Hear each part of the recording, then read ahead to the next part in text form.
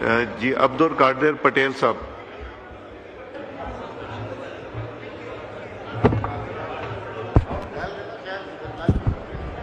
اعوذ باللہ من الشیطان الرجیم. بسم اللہ الرحمن الرحیم. سر بہت شکریہ. اور میں بس ابھی ہاؤس میں داخل ہوا تھا اور آپ کی بڑی مہربانی کہ تاریخ کے اس اہم موضوع پر آپ نے مجھے بات کرنے کا موقع دیا. وہ ہاؤس ان آرڈر خود ہی ہو جائے گا الحمدللہ. جو جی کائنڈلی ذرا house should be in order. تشریف رکھیں یا پلیز لاؤنج میں جا کے بات چیت کر لیں. Order in the house. Lounge میں جا کے بات چیت کر لیجئے پلیز. میرا خیال ہے آپ بیٹھ جائیں, وہ خواتین بات کر لیں. جب ختم ہو جائے گی گفتگو تو پھر ہم کر لیں گے. اجازت ہے؟ اجازت ہے. جی شکریہ. پٹیل صاحب بات کیجئے. سر بہت شکریہ سر. سر یہ جو کل پریزیڈنٹ صاحب کی اسپیچ میں بھی جس کو ریفلیکٹ کیا گیا, یہ جو واقعہ ہوا اور جو مسلسل جاری ہے, سب سے پہلے تو سر ہمیں یہ دیکھنا ہوگا کہ ہمارے اپنے حالات کہاں تک ہمیں لے جاتے ہیں, ہماری زیادہ سے زیادہ سکت کیا ہے, اور ہم نے اپنے آپ کو اپنے ہی اعمال سے کہاں لا کر کھڑا کیا ہے. سر ہم روزانہ اپنے بہادر افواج کے شہیدوں, نوجوانوں, ان کے گھر والوں, ان کے بچوں کی تصاویر سوشل میڈیا سے لے کر الیکٹرانک میڈیا پر جب دیکھتے ہیں, اور ہمارے آج کے لیے اپنا کل قربان والوں کی جب شہادتوں کی پے در پہ خبریں, دہشت گردی کا شکار ہونے والوں کی, شہید ہونے والوں کی پے در پہ خبریں دیکھتے ہیں, تو خدا جانتا ہے دل پھٹنے کو آتا ہے. اللہ تعالیٰ سب سے پہلے تو ہمارے محافظین کو, پاک فوج کو, ان منافقوں اور جتنی بھی مودی کی یا کسی اور کی سازشیں ہیں, اس سے اللہ تعالیٰ اس وطن عظیم کو محفوظ فرمائے, اور سب سے بڑھ کر پاکستان افواج کو اس ڈیمن کا, ایول کا مقابلہ کرنے اور فتح کرنے کی توفیق عطا فرمائے. سر اسی دوران ایک بہت بڑا واقعہ ہوتا ہے. اس صدی کا مسلم امہ کا سب سے بڑا لیڈر, میں بغیر کسی ایک لمحہ سوچے بغیر کہوں گا کہ مسلمان امہ کا سب سے بڑا لیڈر کردار کے لئے, کیونکہ لیڈر کردار کے لحاظ سے بنتے ہیں. لیڈر کو اس نے اپنے آپ کو کبھی لیڈر نہیں کہا. لیڈر کو کہنے, جتانے, بولنے کی ضرورت نہیں ہوتی. اس کا کردار اس کو لیڈر بناتا ہے. مسلم امہ کا سب سے با کردار انسان اپنے بیوی, بچوں, نواسیوں, نواسوں سمیت شہید کر دیا گیا. اب ایک طرف تو میں کہوں گا سر کہ اکثر لوگ ایسے موقعوں پر کہتے ہیں, اور ہم کہتے ہیں کہ رزن بیزائی و تسلیماً للامری وقالوا انا للہ و انا الیہ راجعون. لیکن یہ جو میں پڑھ رہا ہوں یہ سید خامنہئی شہید کے لیے نہیں پڑھ رہا ہوں انا للہ و انا الیہ راجعون. یہ میں پڑھ رہا ہوں پوری مسلم امہ کے لیے. سید کو تو میں کہوں گا کہ مبارک سید خامنہئی شہید، تم نے وہ درجہ حاصل کر لیا جو ہم طاقتور جوان ہوتے ہوئے بھی حاصل نہ کر سکے۔ تم نے 86 سال کی عمر میں وہ درجہ، وہ رتبہ پایا کہ تمہیں حضور صلی اللہ علیہ وسلم اپنی باہوں میں لیں گے اور مولا علی تمہاری جرت پہ جھوم رہے ہوں گے۔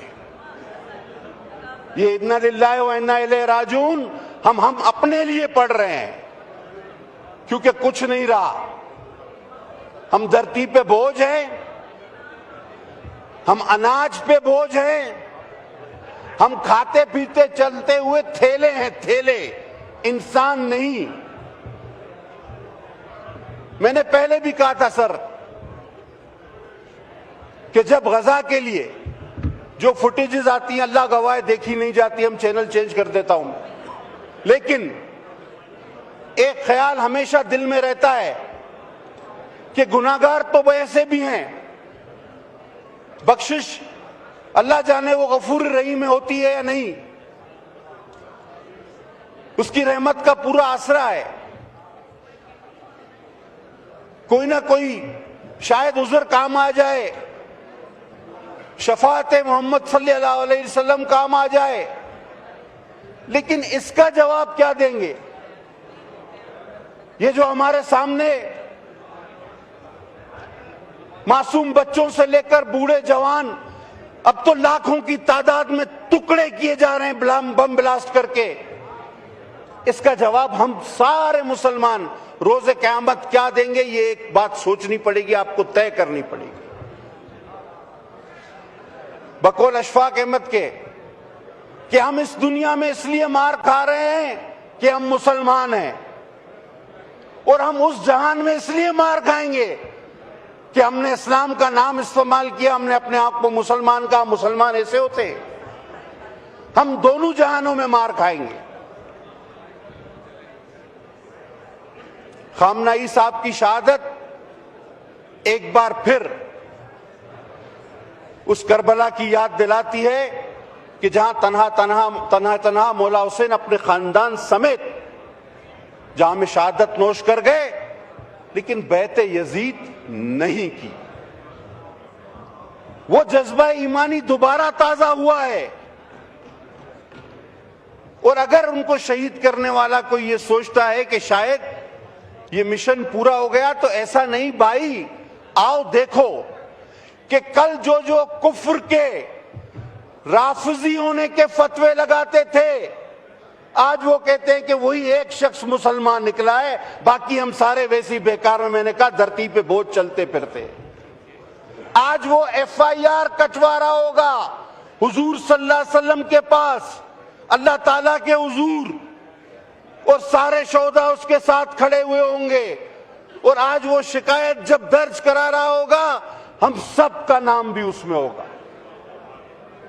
ہم سب کا اس میں نام ہوگا، اور سید کھڑا ہو کر وہاں کہہ رہا ہوگا کہ مالک میں تو آپ کے حکم پر کھڑا رہا، پر آپ کا باقی سارے کلمہ گو جو ہے وہ ہم کھڑے ہیں، ہم آپ کے ساتھ بیٹھے ہیں، ہم آپ کے ساتھ لیٹے ہیں، یہ باتیں کرتے رہے، باقی کچھ نہیں تھا، جمع خرچ کے علاوہ کچھ بھی نہیں تھا۔ ہم نہیں کہتے کہ آپ کوئی فوج کشی کر دو، ہم نہیں کہتے خدا نہ خواستہ کسی کو کوئی بم مار دو، کچھ تو کرو۔ یہ مسلسل اپنے اوپر FIR درج کرا رہے ہو اللہ کے حضور۔ میں وزیر اعظم صاحب کو کہوں گا کہ اس FIR میں آپ کا بھی نام ہوگا، کہ آپ بھی پاکستان کے سربراہ تھے، آپ نے کیا ایسا قدم اٹھایا کہ امت مسلمہ اس ظلم سے محفوظ رہے۔ ایک اتنی بڑی شخصیت زہد و تقوی کے حساب سے، مال و زر کے حساب سے نہیں۔ آپ نے کئی ویڈیوز دیکھی ہوں گی، مجھے بولنے کی ضرورت نہیں سوشل میڈیا پر، کہ وہ امام جو عبا پہنے ہوئے تھا، اس کے نیچے جو کرتا تھا وہ بھی تار تار تھا، اس کے بھی داغے اور ریشے باہر آ رہے تھے، اس کے چپل اور جوتوں کی حالت بھی آپ نے دیکھ لی کہ وہ شاید ہم میں سے کوئی بھی دوبارہ ایسے بوسیدہ جوتے اور کپڑے نہ پہنے، لیکن وہ امام وقت پہ کھڑا رہا۔ اسے کہا گیا کہ جناب آپ بنکر میں چلے، آپ کو محفوظ کرتے ہیں، تو اس نے کہا پہلے 9 کروڑ عوام کو لے جاؤ۔ انہوں نے کہا سر جگہ نہیں، تو اس نے کہا میں ان سے مختلف بھی نہیں اور مجھے تو ویسے شوق شہادت ہے. اور 86 سال کی عمر میں دیکھیں اللہ کس طرح نوازتا ہے سر, کس طرح نوازتا ہے اللہ کہ 86 سال کی عمر میں اس کو وہ درجہ ملتا ہے کہ شاید رہتی دنیا تک بہت کم لوگوں کو ملے سوائے ہمارے اہل بیت, شہادت پانے والے نوجوان, فوجی نوجوان اور دوسرے جو شہادت پاتے ہیں ان کا درجہ ہی الگ ہے سر. یہ FIR جو خامنائی صاحب کٹوا رہے ہوں گے اس میں ہم سب کا نام تو ہوگا, سارے مسلمانوں کا نام ہوگا. اور دشمن کوئی اتنا طاقتور نہیں ہوتا سر, کبھی کسی کو جب تک اندر والا مخبر نہ نکلے, اندر والا بک نہ جائے, میر جعفر میر صادق آپ کے ساتھ نہ ہو, کوئی دشمن اتنا بڑا حملہ نہیں کر سکتا. اور ہم مسلمانوں نے شاید وہی کردار ادا کیا. ہم نے کیا کیا, ہم نے آج تک ان کے لیے کیا کیا, ان کے لیے کون سی ایسی آواز اٹھائی جس میں اثر موجود ہو. جناب علی اور بھی FIRs ہیں ہم پہ. غزہ والے بھی اپنی شکایت اللہ تعالیٰ کے یہاں درج کرائیں گے تو اس میں بھی آپ کا نام ہوگا. اور کشمیر والی تو آپ پر ہی بنتی ہے اور کسی کا نام ہی نہیں ہوگا.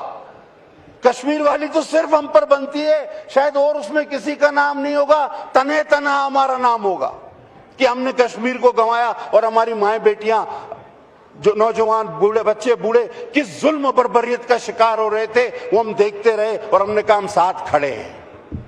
یہ سر ساتھ کھڑے رہنے کا مقصد کیا ہے؟ ابھی میں سوشل میڈیا پہ ایک میم دیکھ رہا تھا, اس میں ایک بوڑھا شخص کہہ رہا ہے کہ پاکستان نے پہلے ایران کو فون کیا اور کہا ہم آپ کے ساتھ کھڑے ہیں, اور پھر پاکستان نے سعودی عرب کو فون کیا اور کہا کہ ہم آپ کے ساتھ کھڑے ہیں. تو ایران اور سعودی عرب نے ایک دوسرے کو فون کیا اور پاکستان کو کہا کہ بھائی آپ بیٹھ جاؤ, آپ بیٹھ جاؤ. سر سفارتی سطح پہ تو کوئی ایسی کوشش کی جائے کہ اس قتل عام کو روکا جا سکے جو مسلمانوں کے پے در پہ ہے. اور ہم سب جانتے ہیں, بخدا یہ ہر ایک کو پتا ہے, چاہے وہ کتنا بھی ذمہ دار ہے یا غیر ذمہ دار, کہ آپ کی باری ہے. آپ اس کا اقرار نہیں کر رہے ہو لیکن جانتے ضرور ہو کہ آپ کی باری ہے. یہ ٹریٹیز, یہ چمچا گیریاں, یہ آپ کو نہیں بچا سکے گی. آپ مجھے بتائیں کہ عراق کے پاس کون سا کیمیکل ویپن برآمد ہوا تھا جو عراق کو تباہ کر کے اپنے پپٹس بٹھائے گئے؟ آپ مجھے بتائیں وہ نکاراگوا کا صدر کس جرم میں تھا؟ صرف اس نے کچھ دن پہلے اسرائیل اور امریکہ پر کھلی تنقید کی تھی تو اس کو گھر سے اغوا کر لیا گیا. وینزویلا کا, سوری شکریہ ادا کرتا ہوں میری تصحیح کی, وینزویلا کا صدر گھر سے اغوا کیا گیا اور اس پہ کہا گیا کہ یہ ڈرگ ٹریفکر ہے. صرف کچھ دن پہلے کی اس کی ویڈیو ہے, میری بہن نے شیئر کی تھی. تو اس نے صرف اسرائیل اور امریکہ کے خلاف بیان دیا تھا.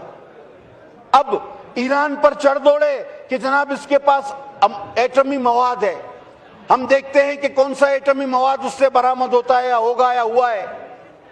2003 میں سید خود فتویٰ دے چکے ہیں اور سید جیسا شخص اپنے فتوے سے یو ٹرن نہیں لیتا, اس کی کہی ہوئی ہر بات پتھر پہ لکیر ہوتی ہے. اس نے 2003 میں یہ فتویٰ دیا تھا کہ ایٹم بم بنانا حرام ہے کیونکہ اس سے عام لوگ مرتے ہیں اور عام لوگوں کا قتل اسلام میں حرام قرار دیا گیا ہے. اور آپ کون سی گارنٹی دیتے ہیں ہمیں کہ یہ آپ پر, اس کے بعد آپ پر نہ چڑھ دوڑیں؟ ضروری نہیں. اللہ اس ملک عظیم کی حفاظت فرمائے, ہمارا بچہ بچہ اس پہ قربان ہوگا. لیکن اگر ہم صرف اور صرف ایٹم بم کی طرف دیکھ رہے ہیں تو آپ نے دیکھا ماضی میں کہ ایٹم بم ہوتے ہوئے بھی آپ کو IMF, FATF पाबंदियां, सैंक्शंस, इन सारों का सामना करना पड़ा। और क्या इस कौम में जो हर एक दूसरे को लिसानी तौर पर नहीं मानती, खुदा अब बस मैं क्या बोलूं ज़ियाउल हक का, कि उसने सिर्फ और सिर्फ बुग़्ज़ पीपल्स पार्टी में लिसानी तौर पर इस कौम में दड़ाबंदी करा दी। फिरकावारियत, एक दूसरे को काफिर कहो, अल्लाह एक, रसूल एक, कुरान एक, तो दूसरा काफिर कैसे हो गया? आज क्या इन पाबंदियों, अगर खुदा न खास्ता आप पर दबाव डाला गया, तो ये क्या दस्तो गरेबा नहीं होंगे? या क्या ये सुन्नी शिया सुन्नी बन के नहीं लड़ेंगे? या कि ये मुआजर सिंधी बन के, पठान पंजाबी बढ़ के, बलोच पठान बढ़ के नहीं लड़ेंगे? सर, हालात को समझना होगा। मैं फिर कह रहा हूं कि सबको पता है कि आपकी बारी है, आप पहलू तय कर रहे हैं, इससे काम नहीं चलेगा। आपको बोल्ड स्टेप्स लेने होंगे। दोबारा कह रहा हूं कि हम नहीं कहते कि किसी जंग में कूद जाओ, एटम बम मार दो, नहीं, लेकिन कम से कम अपनी हिफाजत के इंतजाम करो। और जब किसी की हिफाजत के लिए कुछ करोगे तो कोई तुम्हारे साथ आकर खड़ा होगा।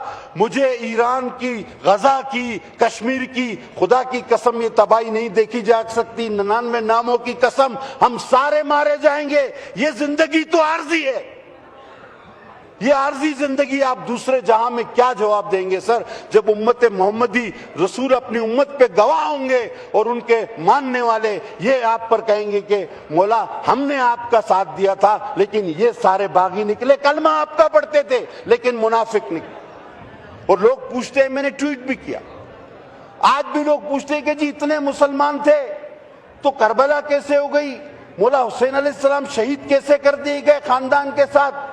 तो आपने देखा कि 2 अरब मुसलमान हैं हम, और वो सैयद, वो मेरा इमाम, वो अकेला तने तना अपने खानदान के साथ मारा जाता है। हम सब तमाशाई बने हुए हैं। ज्यादा से ज्यादा क्या है कि हम साथ खड़े हैं। ये कौन सा तरीका है, हम साथ खड़े हैं? कोई अमली कदम, कोई सिफारती कोशिश, कोई दौरा, कोई किसी को समझाना, कोई किसी को, इस तरह आग आपकी तरफ आ रही है। ईरान कितनी, आप हामिद मीर साहब का कॉलम उठा के देख लें कि इजराइल से पाकिस्तान तक रास्ते में जो जो मुल्क पड़ रहे हैं वो सबको किसी न किसी तरह फतेह करते आए। वहां या तो इंतशार फैलाया, अपनी पपेट गवर्नमेंट बिठाई, या उस पर बमबारी करके सीरिया की तरह उसको नेस्त कर दिया। और ये रास्ता बनता चला आ रहा है। और पाकिस्तान और इस्राइल के दरमियान एक मुल्क रह गया था, अगर आप जहाज का सफर करें तो वो था ईरान। और उसके बाद इराक तक तो वो हैं, इराक तक तो उनके अड्डे भी हैं, बाकी रह गया ईरान। और अब आपकी अगली बारी है, आप माने न माने, ये रिकॉर्ड पर आपको मैं कह रहा हूं, हर लिहाज से आपकी बारी है। जनाब आला, कौमें इस तरह जिंदा नहीं रहती। हम या तो ऐलान कर दे, अब हम कॉन्स्टिट्यूशन में भी लिखते हैं इस्लामी रिपब्लिक ऑफ पाकिस्तान। सब फिर इस्लामी क्या है यहां पे? ये फतवे के ये काफिर है, ये राफजी है, ये इस्लाम रह गया है? या ये लंबी लंबी तकारीर मौलानाओं की, अल्लामाओं की? और आज मुझे समझ नहीं आता कि अल्लामा और मौलानाओं को क्या हो गया है, वो कहां गुम हो गए हैं? वो क्यों नहीं बोलते कि जुल्म हुआ, एक अजीम मुसलमान मारा गया? क्यों? क्योंकि ऐसा लगता है कि ये बोलते हुए उनकी दुकानदारी को खतरा है, क्योंकि वो नजरिया तो अकायद दूसरे रखता था। सर, वही शख्स मुसलमान निकला, एक ही, जिसको आप राफजी और काफिर कहते थे। जनाब आला, मैं इस दुख भरे मौके पर, उसके लिए तो बड़ी आला सादत है, लेकिन हम सब जिंदा लाशों के लिए बड़ा दुख भरा मौका है। आए अपने जमीर का एक बार फिर आदा करें। देखें, दुनियावी गुनाह शायद आपसे माफ हो, गुनाहगार हैं हम, लेकिन ये बेइज्जती ये कभी भी माफ नहीं की जाएगी। مولا علی علیہ السلام فرماتے ہیں کہ دنیا میں سب سے بڑی محبت قادر بھائی اپنی مٹی سے محبت ہے، اور ہم اپنی مٹی سے محبت کرتے ہوئے اس بات کا اعادہ کرتے ہیں کہ سب سے پہلے پاکستان، لیکن ہمیں ان جانوں کی، اس بیکار کی وقتی دنیا کی پرواہ کیے بغیر کچھ فیصلے لینے ہوں گے۔ اور سر، میں ایک ریکویسٹ کروں گا میرے اپوزیشن کے دوستوں سے کہ بھائی، مجھے ہمیشہ ایک بات چپتی رہی،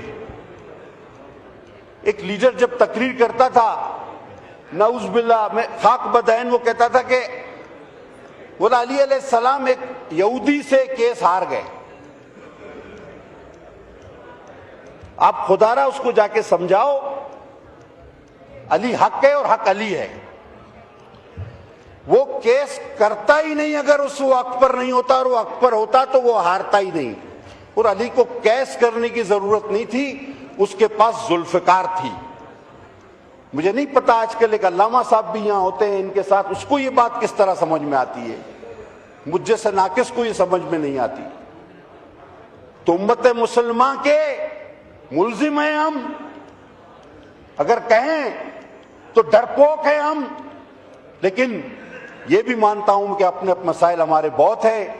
50 سے زیادہ جگہوں پر ہمیں ان نمک حراموں نے انگیج کیا، جن کو ہم نے پالا، جن کو ہم نے پناہ دی، اور جب جس نے کسی کو پناہ دی ہے، غزہ کا حال آپ دیکھ لیں، وہی غدار اور نمک حرام نکلا، اور جب کسی کو پناہ دی تو اس نے یہی حال کیا ہے جو آج یہ نمک ہم ہمارے ساتھ کر رہے ہیں، اور اس کی مثالیں بہت طویل ہیں۔